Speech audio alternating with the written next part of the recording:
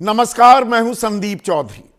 आजकल देश में 3 शब्द वायरल हो रहे हैं, बटेंगे तो कटेंगे, और इसी के इर्द गिर्द राजनीतिक रणनीतियां भी बनाई जा रही हैं और आरोप प्रत्यारोप भी लगातार एक दूसरे पर लगाए जा रहे हैं। बयान दिया था योगी आदित्यनाथ ने, जिसे प्रधानमंत्री मोदी ने भी लपक लिया, और उसके बाद सरसंघ चालक मोहन भागवत भी इसी नारे को आगे बढ़ाते दिखे। विपक्षी खेमे से पलटवार भी हुआ है। अखिलेश यादव कहते हैं जुटेंगे जुड़ेंगे तो जीतेंगे, और महाराष्ट्र में भी इसकी बात हो रही है, इसकी बात उत्तर प्रदेश में भी हो रही है। यह हिंदू मुसलमान की राजनीति फिर से सर उबारती दिखाई दे रही है क्या? इसमें 2024 के लोकसभा नतीजों की क्या कुछ गूंज भी सुनाई देती है, और आने की राजनीति कैसे होने वाली है उसकी एक बानगी भी दिखती है क्या? इसी पर आज चर्चा करने के लिए एक बेहद ही खास मेहमान मेरे साथ एबीपी न्यूज पर जुड़ गए हैं। AIMIM के मुखिया असदुद्दीन ओवैसी हैदराबाद से सीधे मेरे साथ जुड़ चुके हैं। ओवैसी साहब, ये बटेंगे तो कटेंगे, इन 3 शब्दों की बड़ी गूंज सुनाई दे रही है। इन शब्दों को आप कैसे देखते हैं? देखिए, ये जो शब्द इस्तेमाल करना शुरू किए उत्तर प्रदेश के मुख्यमंत्री योगी आदित्यनाथ ने, आपने सही कहा। फिर उसके बाद प्रधानमंत्री ने, अब RSS के सरसंघ चालक ने भी यही ज़बान में बोलना शुरू कर दिया। मगर हम ये भूल रहे हैं कि ठोक देंगे बुलडोज़र भी बीजेपी ने शुरू किया था, और ये शब्द इसलिए इस्तेमाल हो रहा है ताकि रिपीटेडली सिर्फ मुसलमानों को टारगेट किया जाए। हमारा मानना है कि देश कैसे मजबूत होगा? देश मजबूत होगा जब यूनिटी होगी और इंसाफ होगा। बगैर इंसाफ के यूनिटी कैसे होगी? अगर आपके प्रशासन में आप वहाँ पर किसी को ले जाकर एनकाउंटर करते हैं और बगैर कानूनन ड्यू प्रोसेस फॉलो करे आप ले जाकर बुलडोज़र से घरों को तोड़ देते हैं, लोगों को बेघर कर देते हैं, तो फिर ये तो कौन सी बात कर रहे हैं? कौन सी दुनिया में रहकर बात कर रहे हैं आप? अगर कोई शख्स और ये बात अति उत्साही शख्स ओवैसी साहब अगर झंडा बदल देता है, झंडा बदलने की सजा क्या गोली होती है कि जान से मार दिया जाए किसी को? आप क्योंकि बहराइच में जो दंगा हुआ उसका जिक्र कर रहे हैं, तो मैं राम गोपाल मिश्रा के साथ जो हुआ वो स्पेसिफिकली आपसे पूछना चाहूंगा, क्या झंडा उतारने की सजा गोली मारना हो सकती है? हरगिज नहीं, हरगिज नहीं। किसी भी शहरी को, सिटीजन को किसी की जान लेने का इख्तियार नहीं है। हाँ, सेल्फ डिफेंस का कॉन्सेप्ट है हमारे लॉ में, मगर किसी की, मिश्रा साहब की जान ले ली गई, वो कत्ल है, मर्डर है, इससे कोई इनकार नहीं कर सकता। मगर उसका बदला अगर प्रशासन ये कहकर लेती है कि उस मुकाम से ले जाकर 70 किलोमीटर दूर ले जाकर यहाँ पर हथियार छुपाए गए, ये नेपाल जाने वाले थे, और फिर पैर पर गोली मारकर एक वीडियो निकाला जाता है, फिर उनसे कहा जाता है कि तुमने भागने की कोशिश की, हमसे गलती हो गई। ये हम ये कहना चाह रहे हैं कि अगर मिश्रा साहब को इन लोगों ने मारा है तो कोर्ट किस लिए है? आप सज़ा दिलवाइए ना उन लोगों को, मैक्सिमम पनिशमेंट दिलाइए BNSS में। आप कौन रोक रहा है आपको? मगर उसके बजाय आप सिर्फ इंस्टेंट जस्टिस, आप चाहते हैं कि मैगी नूडल्स की तरह या मैकडोनल्ड के बिग मैक की तरह आप जस्टिस दे दें, तो फिर कोर्ट किस लिए है, जज किस लिए है, कानून किस लिए है? तो बिल्कुल गलत हो जाएगा ना ये तो फिर अगर कोई सरकार अगर बंदूक से इंसाफ करेगी, गोली से इंसाफ करेगी, तो फिर संविधान गया भाड़ में, BNS गया कचरे की कुंडी में, तो फिर मॉब जस्टिस हो जाएगा। ये तो रूल बाय गन हो जाएगा, रूल ऑफ लॉ ही नहीं रहेगा इसमें। पर बटेंगे तो कटेंगे, आप इसको बुलडोजर एक्शन से, उस पर मैं आगे और तफसील से आपके साथ बात करने वाला हूं, उसे आप जोड़ देते हैं कि ये जी हिंदू लामबंदी है। अगर आप, और अभी आज मैं इंस्टाग्राम पे ही देख रहा था आपका बयान कि भाई महाराष्ट्र में आप देखिए आदिवासियों का नेता है, दलितों का नेता है, किसानों के नेता हैं, मराठों के नेता हैं, मुसलमानों का नेता क्यों नहीं हो पाता? आप असदुद्दीन ओवैसी को वोट दें या ना दें, पर अपना एक नेता तो चुन लें। आप भी तो मुसलमान लामबंदी की बात करते हैं, तो हिंदुओं को अगर कोई लामबंद कर रहा है वो कैसे गलत कर रहा है? अगर आप मुसलमानों को लामबंद करके उनकी आवाज बनने की बात करते हैं वो जायज है, तो ये जायज क्यों नहीं? सर, मैं आपको आंकड़े देता हूं और आप डिसाइड कर लीजिए, आपके सुनने वाले डिसाइड कर लीजिए। महाराष्ट्र में मुसलमान 12% हैं। 1960 से लेकर अब तक सिर्फ 2.5% मुस्लिम एमपीज महाराष्ट्र से हुए हैं। असेंबली में 2014 में 9 जीत कर आए, यानी सिर्फ 3% है 288 एमएलएस का। मेरा सवाल यह है कि अगर हम लोकतंत्र को मानते हैं कि पार्टिसिपेटिव फॉर्म ऑफ डेमोक्रेसी है, हमारे बुजुर्गों ने, मुजाहिदीन आज़ादी ने ख्वाब देखा था, तो फिर मुसलमान क्यों नहीं जीत रहा है? इसका जिम्मेदार मैं हूं। कौन है जिम्मेदार इसका? आज महाराष्ट्र में इम्तियाज जलील को 2024 के चुनाव में सबने मिलकर हराया। 15 साल के बाद एक मुस्लिम एमपी 2019 में जीता। कर्नाटका इतना बड़ा प्रदेश है, एक मुस्लिम एमपी नहीं है। तो मेरा बोलना यह है कि भाई, जब आंकड़े आते हैं ओबीसीज के एमपीज भारत के लोकसभा में अपर कास्ट के बराबर हो जाते हैं, तो भारत की सबसे बड़ी माइनॉरिटी के सिर्फ 4% जीत कर आते हैं। भाई, आप जमहूरियत को, डेमोक्रेसी को कैसे कर रहे हैं? आप डेमोक्रेसी में मुसलमान को जीतने नहीं देते। आप सिर्फ हमको वोट डालने वाला बनाकर रख दिए, या वोट बैंक, जो भी बोलिए। अगर मैं ये कह रहा हूं कि डेमोक्रेसी मजबूत उस वक्त होगी कि अगर ठाकुरों का नेता योगी है, ब्राह्मणों का नेता है, नरेंद्र मोदी सीने को मार मार कर कहते हैं टार्जन की तरह लोकसभा में सबसे बड़ा ओबीसी मैं हूं। आज महाराष्ट्र में सबसे बड़ा नेता मराठों का शरद पवार नहीं है, जरांगे पाटिल है। मैं सलाम करता हूं उनको। ओबीसी के नेता हैं, जिस पर किसी को आपत्ति नहीं है। मगर जहां पर मुसलमानों के पॉलिटिकल एम्पावरमेंट की बात आती है, ना ना ना ना ना 1938 को चले जाते हैं। अच्छा भाई, आप टिकट भी नहीं देते, ना आप जिता पाते हैं, तो क्या करें मुसलमान? सिर्फ हमारा हाल तो यह है कि हम सिर्फ बैंड बाजे की पार्टी बन चुके हैं। और जब दूल्हे की बारात एक और किसी पहलू जगह है, पर जहां पर शादी हो रही है, आप तो वहां सबसे पर खत्म हो जाता है। प्रभावशाली, सबसे ताकतवर, सबसे मजबूत आवाज हैं मुसलमान कौम के लिए। लेकिन क्या आपकी राजनीति, आपकी रणनीति की एक बड़ी दिक्कत यह हो गई है, एक संदेश कुछ ऐसा जा रहा है जमहूरियत में लोगों के बीच, खास मुसलमानों के बीच, कि असदुद्दीन ओवैसी दरअसल बीजेपी की बी टीम है, ये बीजेपी को फायदा पहुंचाने के लिए काम करते हैं। क्या यह एक परेशानी है? तो नहीं, मेरे लिए कोई परेशानी नहीं है। मैं जब कभी परेशान होता हूं, उस परेशानी को जमीन और आसमान के खालिक अल्लाह के हवाले कर देता हूं। अब आप बताइए, हरियाणा हम नहीं लड़े, कैसे जीत गई बीजेपी? हम नहीं लड़े हरियाणा, कैसे जीत गए बीजेपी? महाराष्ट्र में मैं सिर्फ एक लोकसभा की सीट लड़ा इम्तियाज जलील के लिए, हमारे पार्टी के लिए। सबने मिलकर इम्तियाज जलील को हराओ, कोई जीते, बीजेपी जीत जाए, शिंदे जीत जाए, फडणवीस जीत जाए, नहीं, इम्तियाज जलील ना जीते। कर्नाटका में मैं नहीं लड़ा, कोई मुसलमान नहीं जीता। मैं इतने एग्जाम्पल दे सकता हूं, पर कि मैं कर्नाटका लड़ूं या ना में लड़ूं, आप नहीं मगर लड़े मेरे तो लड़ने से कांग्रेस इनको जीतती है। और क्या आप एक कॉस करेक्शन कर रहे हैं? आप महाराष्ट्र की बात कर रहे हैं। कहां जी? महाराष्ट्र में आपने हैदराबाद के बाद सबसे पहले अपनी एक तरह से मौजूदगी दर्ज कराई थी, लेकिन जिस महाराष्ट्र में 44 उम्मीदवार आपने 2019 में खड़े किए थे विधानसभा चुनाव में, और 2014 में भी 24 किए, इस बार आप सिर्फ 14 उम्मीदवार खड़े कर रहे हैं। यह कॉस्ट करेक्शन हो रही है क्या? अब ये ऐसा है ना कि मुसलमान अगर एक बीवी रखता है शादी में, तो सब परेशान हो जाते, एक ही बीवी, जबकि आरएसएस, बीजेपी, मुस्लिम दुश्मन कहते तुम्हारे 4-4, तुम लोग 2-2 बार तलाक दे देते हो। तो यही हाल हमारा है। कम सीट लड़े तो क्यों कम लड़ रहे, ज्यादा लड़े तो भाई तुम उनको फायदा पहुंचा रहे हैं। हम अगर सीट लड़ते हैं तो अपनी पार्टी की स्ट्रेटेजी के लिहाज से लड़ते हैं। अब मैं क्या देखते रहूं कि भाई ये कोई नाराज होगा, नहीं होगा? मेरी पार्टी की स्ट्रेटेजी, हमने डिसाइड किया कि नहीं, आप बीजेपी को फायदा नहीं होने देना चाहते हैं किसी भी कीमत पर विधानसभा चुनाव में।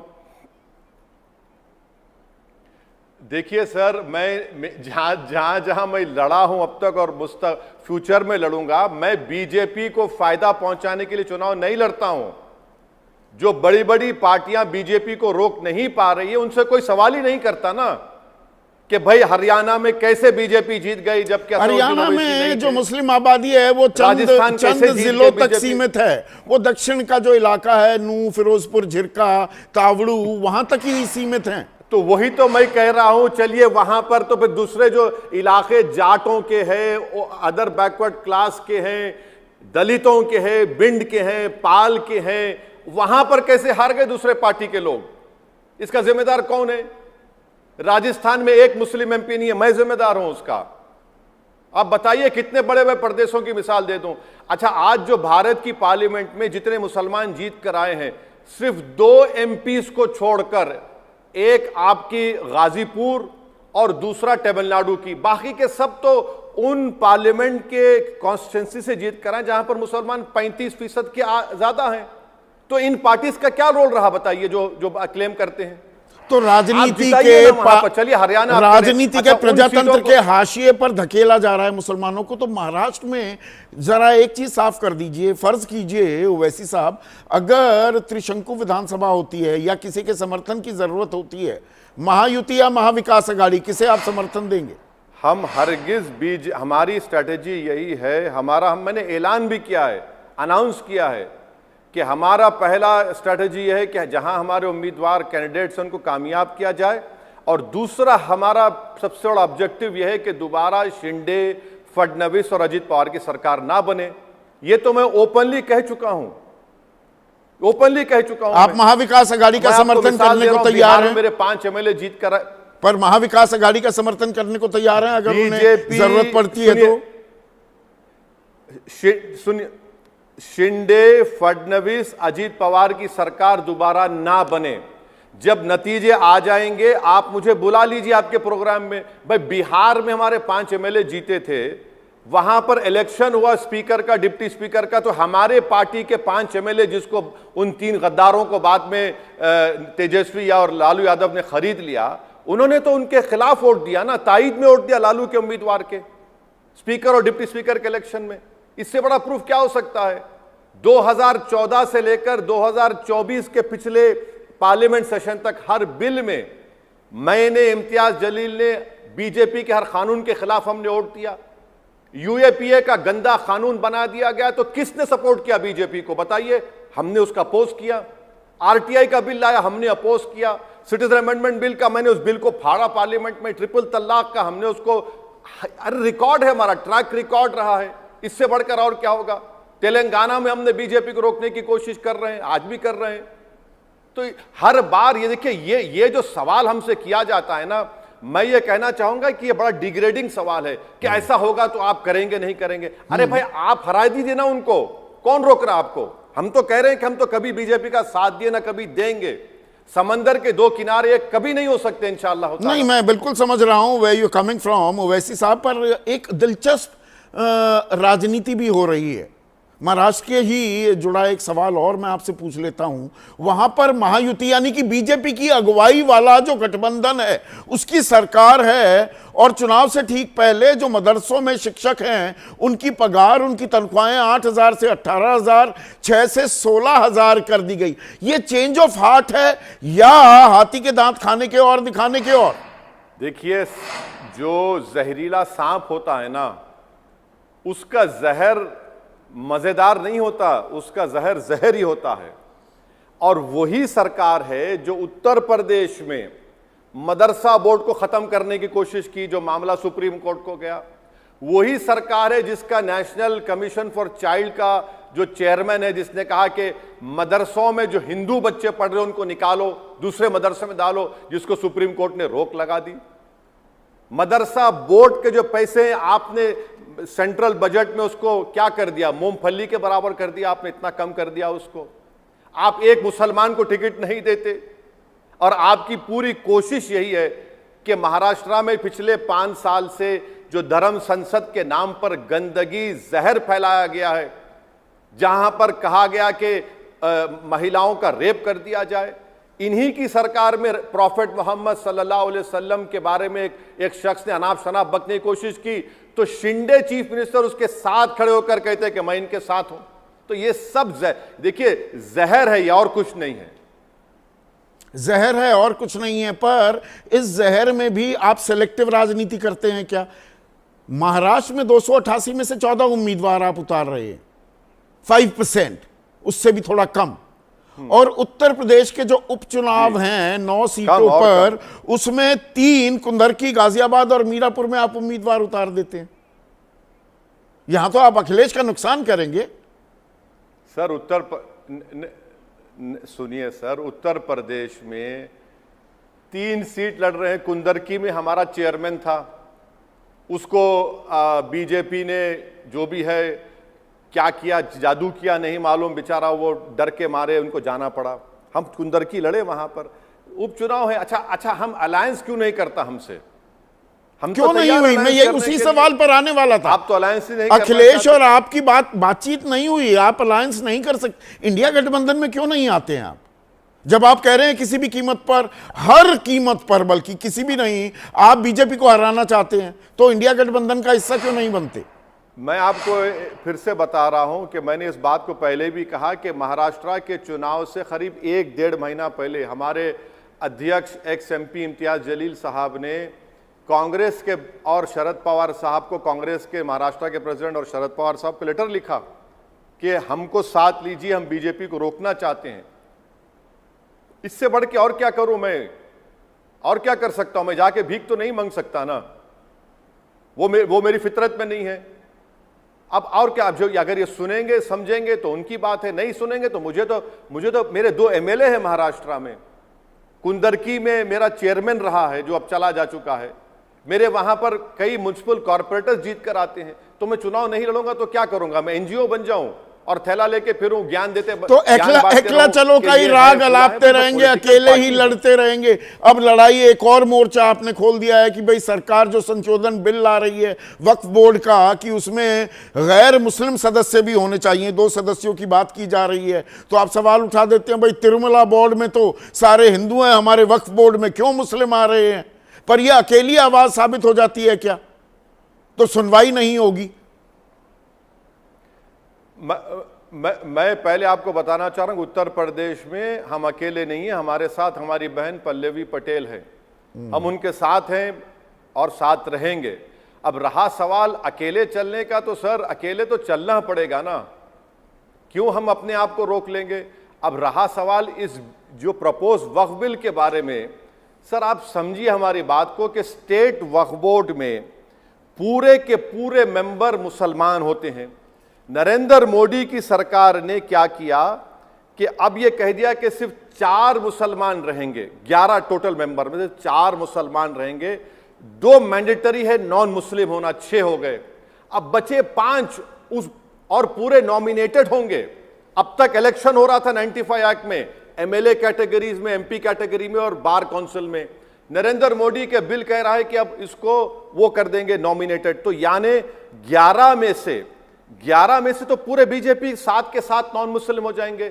सेंट्रल वक्फ काउंसिल में 1 यूनियन मिनिस्टर एक्स ऑफिशियो होंगे, उसमें से आप कह रहे हैं कि 4 मुसलमान होंगे, 2 तो मैंडेटरी नॉन मुस्लिम है, बाकी आप नॉमिनेट कर देंगे, यानी आप नॉन मुस्लिम को नॉमिनेट कर देंगे। और तरफे तमाशा यह है कि आप देख लीजिए Uttar Pradesh Hindu religious institution act, Uttar Pradesh Kashi Vishwanath temple act, Kerala Hindu places of worship act, Karnataka charitable endowment act, Tamil Nadu का एक्ट, आंध्रा का एक्ट, तेलंगाना का, उड़ीसा का। यहां पर तो कमिश्नर से लेकर असिस्टेंट कमिश्नर तक हिंदू रहना चाहिए, ट्रस्टीज हिंदू रहना चाहिए। अगर वो हिंदू मजहब को छोड़ देता है तो उसको निकाल दिया जाएगा।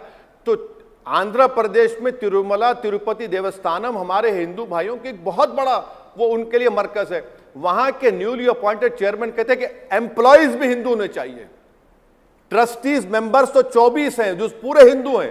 तो आप ये कहना चाह रहे हैं जो हिंदू धार्मिक स्थान है वहां पर हिंदू हो, जो मुस्लिम जहां पर जगह है वहां पर मुसलमान होने चाहिए, आप ये कह रहे हैं? दखल अंदाजी ना हो, हिंदू वहां पर हिंदू कर्मचारी हैं तो ठीक है, यहां पर नहीं, मुसलमान नहीं। होने चाहिए। मेरा बोलना यह है कि आर्टिकल 26 भारत के संविधान में freedom to manage religious affairs of every religious denomination को देता है। 26 का ए पढ़ लीजिए, right to establish and maintain institution for religious charitable purpose. B देख लीजिए, manage in own affairs in matters of religion. C देख लीजिए, डी देख लीजिए, to administer such property according to law. आप उसका वायलेशन कर रहे हैं। और पैरिटी ये डिमांड करती है कि जब इन जगहों पर हिंदू धर्म के जो आस्थाने हैं, जो उनके टेम्पल्स हैं, वहां पर हिंदू धर्म के लोग होंगे, बहुत अच्छी बात है। मुझे क्या मालूम कैसे चलाया जाए, एडमिनिस्टर कैसा कराया जाए। यहां पर आप वक्फ बोर्ड में क्यों कर रहे हैं? वो फेयर पॉइंट है, पर क्या आप ये बात नहीं मानेंगे? That's a fair point Owaisi साहब, लेकिन क्या आप ये बात नहीं मानेंगे कि वक्फ बोर्ड का, उस कानून का बेजा इस्तेमाल भी होता है? हजारों लाखों करोड़ की संपत्ति पर कब्जे भी किए बैठे हुए हैं वक्फ बोर्ड के लोग, या वक्फ बोर्ड के नाम पर। क्या ये कड़वी हकीकत नहीं है? मैं आपको हमारे तेलंगाना के एंडोमेंट मिनिस्टर का स्टेटमेंट अभी दिखा देता हूं। मैं आपको आंध्र प्रदेश के एंडोमेंट मिनिस्टर का स्टेटमेंट दिखा देता हूं, ओडिशा के स्टेटमेंट दिखा देता हूं, जहां पर उन्होंने कहा कि हिंदू एंडोमेंट बोर्ड में भी करप्शन हो रहा है।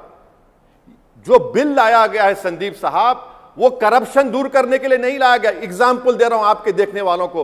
अभी 95 एक्ट ये कहता है कि अगर कोई डिसऑनेस्ट तरीके से वक्फ बोर्ड की प्रॉपर्टी को बेचता है तो 95 का एक्ट कहता है कि 2 साल का रिगरस इंप्रिजनमेंट और नॉन बेलेबल। नरेंद्र मोदी ने क्या किया? 6 महीने और बेलेबल करते हैं उसको। आप कौन वक्फ की प्रॉपर्टी को बचा रहा है? कौन करप्शन को बढ़ावा दे रहा है? कौन करप्ट को जेल भिजाना चाहता है? एक ही मिसाल दे रहा हूं, ऐसे बहुत से मिसालें दे सकता हूं। तो ये धर्म की, मजहब की सियासी दुकानदारी। जी ओवैसी साहब, एक दो सवाल का वक्त और बचा है। जो ये मजहब की सियासी दुकानदारी हो रही है, आप कह रहे हैं संविधान के हिसाब से देश चलना चाहिए, valid point article 26, article 26A का आपने हवाला भी दिया। लेकिन अब इसी बात को थोड़ा और आगे बढ़ाऊं, बुलडोजर अगर चलता है क्रिमिनल्स के खिलाफ, तो आप कहते हैं कि नहीं, ये तो देश को बुलडोजर के आधार पर चलाना चाहते हैं, सबको बुलडोज करना चाहते हैं, संविधान के आधार पर नहीं चलाना चाहते। अपराधियों के खिलाफ कार्रवाई नहीं होनी चाहिए क्या? अपराधियों के खिलाफ आप और हम कार्रवाई नहीं कर सकते, कोर्ट करेगा। आप अगर घर तोड़ना चाह रहे हैं तो ड्यू प्रोसेस को फॉलो करना जरूरी है। ये इसीलिए सुप्रीम कोर्ट को इंटरवीन भी करना पड़ा है। आप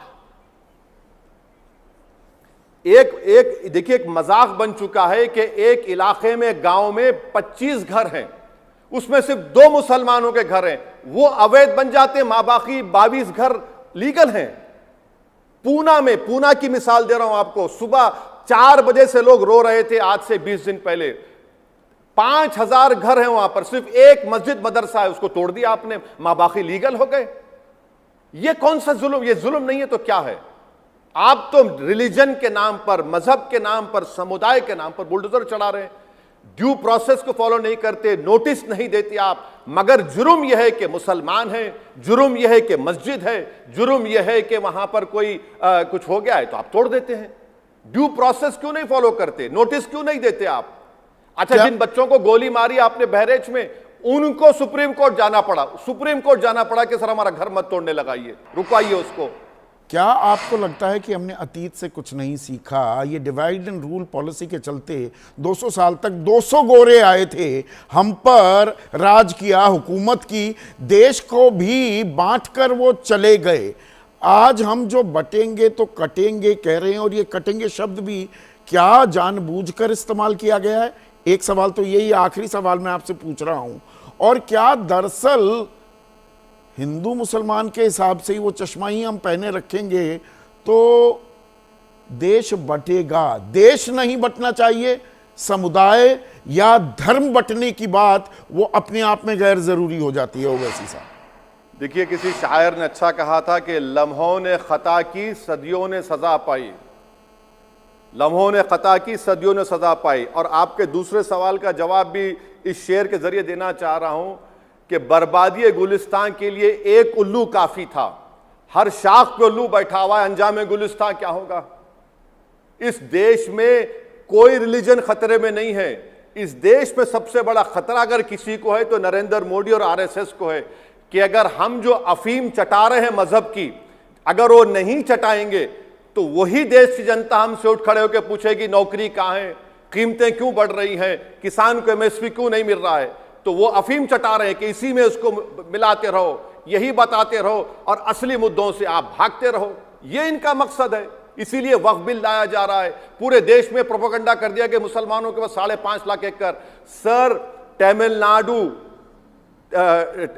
आंध्र प्रदेश, ओडिशा के 11 एंडोमेंट टेंपल्स को मिला लिया जाए तेलंगाना के साथ तो 11 लाख एकड़ है हिंदू एंडोमेंट बोर्ड के पास। मगर देश के हिंदुओं को क्या मैसेज दिया गया? 5.5 लाख एकड़ मुल्ला जी के पास है।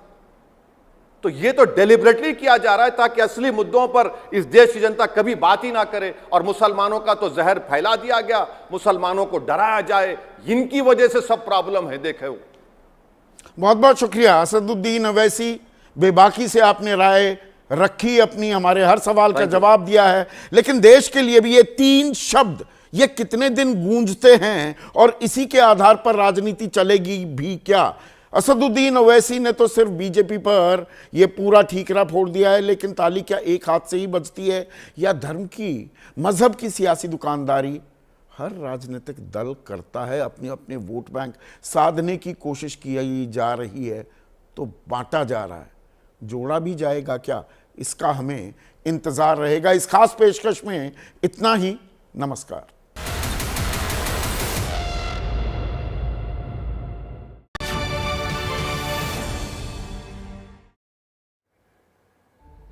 नमस्कार, मैं अखिलेश आनंद हूं।